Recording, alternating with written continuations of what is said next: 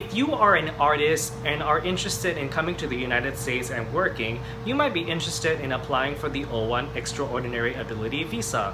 Watch this video for all our tips and tricks on how to apply and information about this visa now.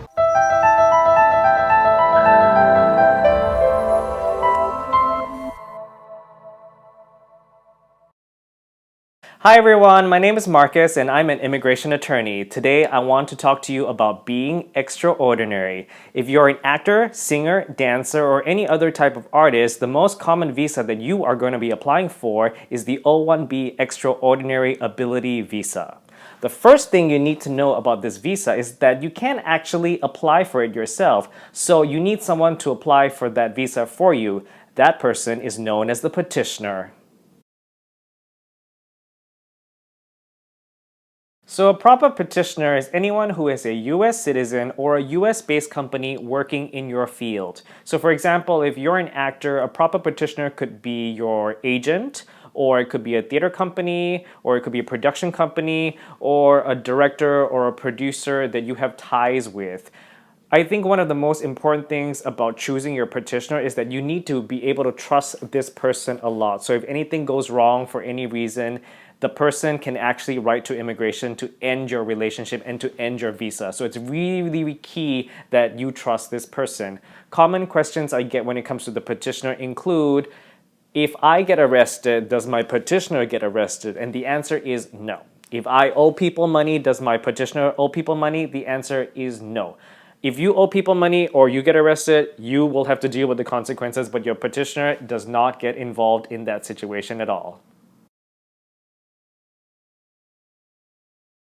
Every single application for the O-1B that you send to immigration requires a consultation letter from a union or a peer group in your field. If you work in the television and motion picture industry, you are required to provide 2 letters, and if you're just like a general arts practitioner, you just need 1 letter. So all you have to do is before you submit the application to immigration, you send a copy to whatever relevant union you may be working with, pay whatever the union consultation letter fee is. It can range anywhere between $200 to $500 depending on the union, as well as submit whatever documentation that they may need. Every single union is very different in terms of the way they work, in terms of the documentation that they require, so you need to go to the website and check out what exactly they want. If not, they're going to deny your application or just send the whole thing back, and then you're going to have to start from scratch. It can take anywhere between 2 days or up to 4 weeks for them to get back to you, so I would strongly suggest,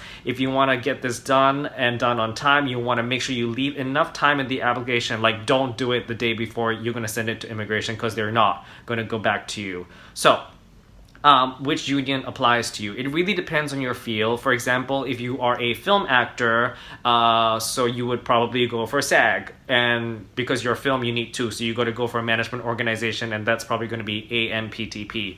If you are a musician, so you would go for the American Federation of Musicians, or if you are an equity actor, you would go through Actors Equity. You don't actually need to be part of the union in order to apply for this letter. All you need to do is go to the website, figure out what the requirements are, send them a copy of your O-1B application. Usually that includes like the form I-129, a bunch of like letters of recommendation, and your portfolio, as well as the filing fee, and send it to them. Some of them actually do accept like an expedited kind of processing, so that means if you're really pressed for time and you can, spend the cash, usually if you spend like maybe $200 more, you might be able to get it a little bit faster. So it really depends on your situation. So in terms of consultation letters, one important thing that you need to know is that if you get a bad consultation letter, this means that if they write a letter saying that you really don't deserve the visa, it can have a really strong impact on your final immigration application. So immigration says that these consultation letters are not binding. This means that just because you get a bad letter, it doesn't mean that you're automatically going to be denied. However, it does mean that it's going to make things a lot more difficult for you, because when immigration sees these like really negative consultation letters, they tend to issue a request for evidence to ask you for more information in order to justify why you are basically more extraordinary than usual. So I would strongly suggest for you to reach out to like an immigration attorney when you're working on your visa application to find out like, well, which unions are better for you. Sometimes you do have a choice in terms of which union to pick, and also like how to navigate around it if you do get a bad consultation letter. So you can get the O-1 artist visa for a maximum of 3 years. However, you have to show to immigration that you will be doing stuff for the next 3 years. And typically, you show that in what is known as an itinerary. I'd like to think of the itinerary as a calendar of events. So basically, from January to February, I'll be performing in Romeo and Juliet. March and April, I'll be performing in Macbeth, and so on and so forth until you fill out your entire 3 years. If your itinerary is less than 3 years, they will give you for whatever time is in your itinerary. Like for example, if you just put in 6 months, that is the maximum time that they can give you. If you give them something that's more than 3 years, like for example 4 years, they can only give it up to you for 3 years. So you really want to make sure that you kind of fill out all your 3 years properly. What needs to be in an itinerary? Generally, you need your name, the employer's name, the employer's address, the length of engagement, where exactly you will be performing, and meaning the address, like the name of the venue, as well as like the length of the engagement. Every single engagement or production in your itinerary requires a corresponding contract. So that means that you're going to need to draft contracts between you and your prospective employers and submit them to immigration. Generally, a contract requires your name, the name of the employer, the length of engagement, the address of the employer, and the address of the venue that you will be employed in, like for example the theater or something like that, as well as your role and compensation. You need all these elements in the contract. If not, they will be considered to be speculative, and then immigration won't count them as part of your application. So it's really important for you to like draft a really detailed contract with your prospective employer when you are doing this part of the application. In general, deal memos are not considered contracts because they are speculative. So deal memos are something like where someone says, I intend to hire you for this thing, but there's no compensation amount or something like that. If they do include all the elements that I talked about in the contract, they can be considered to be contracts. But if they don't have that, then they're considered speculative, and immigration does not like that at all.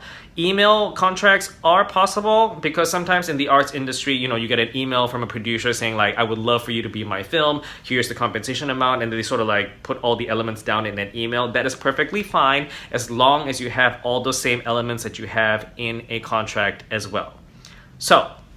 So now we have all the basic things that we need in order to start to apply for this visa. We have the petitioner, we have the union consultation letter, and now we have the itinerary and the contracts. Those are the basic things that everybody needs in order to apply for this visa. If you don't have these basic things, you're probably not going to be able to apply. But what happens after this? Now you have to show that you are extraordinary. The easiest way to prove that you are extraordinary is through a major award. So if you have a Directors Guild Award, Emmy Award, Grammy Award, or Academy Award, you can prove that you are extraordinary. However, since most people don't have those awards, immigration has laid out 7 evidentiary criteria, and if you can meet 3 out of that 7, you are considered extraordinary. So let's take a look at all 7. Evidentiary criteria number 1, performed and will perform services as a lead or starring participant in productions or events which have a distinguished reputation as evidenced by critical reviews, advertisements, publicity releases, publications, contracts, or endorsements. The keywords here are performed and will perform, lead or starring, productions which have a distinguished reputation. So there are 3 parts to meeting this criteria. First of all, what is your role? In this case, your role can only be lead or starring. So in terms of the role, I like to think of, so Romeo and Juliet. Romeo and Juliet, they're leads. Mercutio and the nurse, they are starring. Anyone else who's like ensemble, you can't even be considered for this criteria. So assuming that you are lead or starring, you go on to the second part, which is the production considered distinguished? So immigration will find that a production is considered distinguished depending on the documentation that you provide them. So you're going to want to give them things like the program, the press release, ads, contracts, endorsements, anything that might show that the production is considered distinguished. The more you give them, the more likely they're going to find that the production is distinguished. The less you give them, the more likely they're going to find the production is not distinguished, and therefore you don't meet this criteria. Also, notice that the word is productions with an S, not just production. So therefore, you're going to need more than just one lead role in one production. People ask me like how many is a good number. Usually I tell them 10 is a good number, but it really depends on the quality of the productions. If you have less than 10, you're sort of like on shaky ground with immigration. Anything that's like 10 and above, and if the productions are really good, I think you have a good chance of meeting this criteria. Also, there is a third part which is performed and will perform in the future. So therefore, there's a past component and a future component to this. You got to show that you've already been doing this in the past and will continue to do this in the future in order to meet this criteria.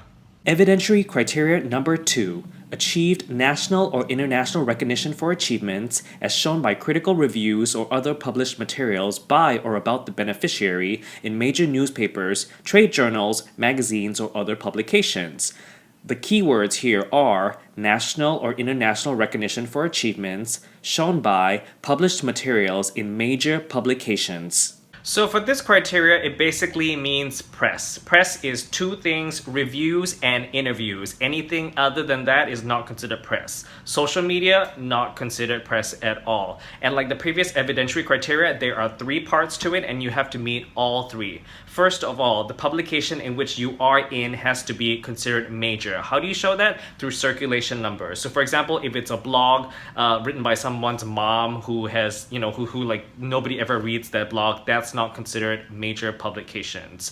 If it's like the New York Times and you can show, obviously the New York Times is like one of the largest American newspapers, that would be great. But the publication doesn't have to be American in nature. It could be like a foreign newspaper or something like that. Some of my clients have actually never come to America, so they are super famous in their home country and they get press from like whatever major publication is in the home country.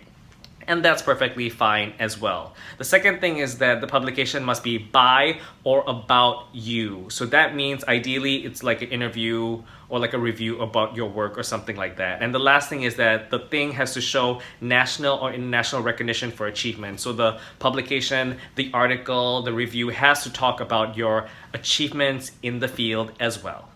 Evidentiary criteria number 3. Performed and will perform in a lead, starring, or critical role for organizations and establishments that have a distinguished reputation as evidenced by articles in newspapers, trade journals, publications, or testimonials. The keywords here are performed and will perform, lead, starring, or critical role for organizations that have a distinguished reputation.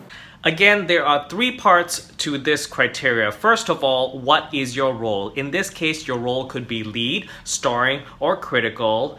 So for example, a lead or starring role for an organization could mean that you are really high up in the organization. You are the CEO, you're the founder, you're the artistic director. Critical role, on the other hand, means that you did something really important for the organization in terms of bringing it new acclaim or bringing more press to the organization or helping it fulfill its mission statement. If you have like a lead, starring, or critical role for this organization, then you go on to part 2, which is proving that the organization is distinguished. So how does immigration figure out whether an organization is distinguished? It depends on the documentation that you're going to give them. So for example, they're going to want to see things like the company bio. What is the track record like? Has the company been featured in press? How many employees do they have? How much money do they make? The more documentation that you can give them, the more likely they're going to find that the organization is distinguished. The less documentation you give them, the less likely they're going to find that it's distinguished. Also, notice that it's organizations with an S, so you got to do more than just one organization. You need to have more than one, so as many as possible. The last part is performed and will perform, so same thing, you got to have done this in the past as well as will be doing it in the future in order to meet this criteria. Evidentiary criteria number 4, a record of major commercial or critically acclaimed successes as shown by such indicators as title, rating, or standing in the field, box office receipts, motion picture or television ratings, and other occupational achievements reported in trade journals, major newspapers, or other publications. The key words here are major commercial or critically acclaimed successes. This criteria is one of the harder ones to get. Major critically acclaimed success basically means like if you have a HBO show and the ratings are through the roof, or you are on Broadway and the New York Times and the Washington Post and all the major publications are giving you glowing reviews. Very, very difficult to get. Most of my clients do not try to apply for this one, but if you're super famous and you're super critically acclaimed, then I would say by all means, try. Criteria number 5, received significant recognition for achievements from organizations, critics, government agencies, or other recognized experts in the field in which the beneficiary is engaged, with the testimonials clearly indicating the author's authority, expertise, and knowledge of the beneficiary's achievements.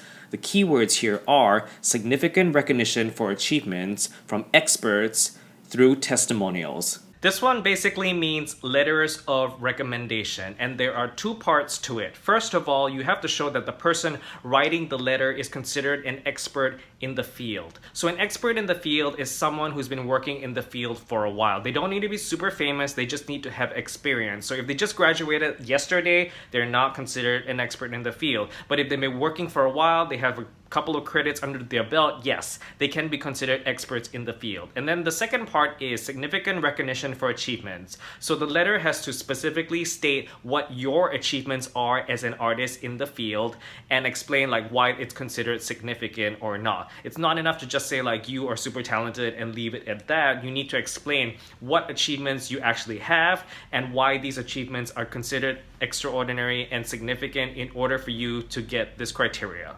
Criteria number 6, a high salary or other substantial remuneration for services in relation to others in the field as shown by contracts or other reliable evidence. The key words here are a high salary. This one is also really hard to get, so unless you're making Lady Gaga money, it's really difficult to prove high salary because you basically have to show that everyone is at this level and you are like way up here. So unless you're really making a lot of money, I really suggest that you don't apply for this one. Criteria number 7, if the above criteria do not readily apply to the beneficiary's occupation, the petitioner may submit comparable evidence in order to establish the beneficiary's eligibility. The last one is a catch-all. Basically, it means that if these criteria do not apply for you for some reason, like for example, if you're some kind of weird potato artist that nobody really understands your work, then you can send immigration, whatever, and explain like why the criteria doesn't apply to you and what other standards should apply to you. So unless your art is really incomprehensible and really not a normal sort of like out of bounds kind of artist, then you can apply for that. But most people really won't be going for the catch-all in the first place. So after you submit your application, approximately 2 weeks to a month later, you should get a receipt notice from immigration, and then they should give you like a receipt number where you can go online, www.uscis.gov, in order to check the case status of your case. Case processing time can really vary depending on the backlog, and it changes all the time. So if you want an accurate count, you really should be talking to an immigration attorney who is like constantly putting in the cases, and they can give you a better sense of like how long the average application time and the processing time is right now. There is a possibility of doing an expedited premium processing for an extra fee. As of today, the fee is $1,410. I usually don't recommend for my first-time clients to apply for that because sometimes immigration doesn't like it when you try to rush them a little bit too much, and then you end up getting a request for evidence or worse, a denial. So couple of possibilities after you submit. First of all, you get approved. Yay! We can go for drinks after that. Let's say you don't get approved. Two things can happen. Either they send you a request for evidence or they just deny you outright, and in which case you can either appeal or refile again. The only thing I would say is that if there's a black mark that happens on your case if you get denied once. So if you apply a second time, they're going to ask you, have you ever been denied before? And you're going to have to say yes. And automatically that's going to make your case way harder. So I usually tell people, if you're applying, for the first time, make sure it's good, make sure it's a high quality application, make sure you're working with an attorney that you really, really trust, who you really believe in your case, and put forth the strongest case that you possibly can. Because if you don't and you get denied, it's gonna be harder the second time or the third time through. So that's pretty much it for this whole O visa case process analysis. I'm so glad that you've watched the entire video through. Please subscribe and comment below, and if you have any other videos that you might want me to create, we can definitely have a conversation about that.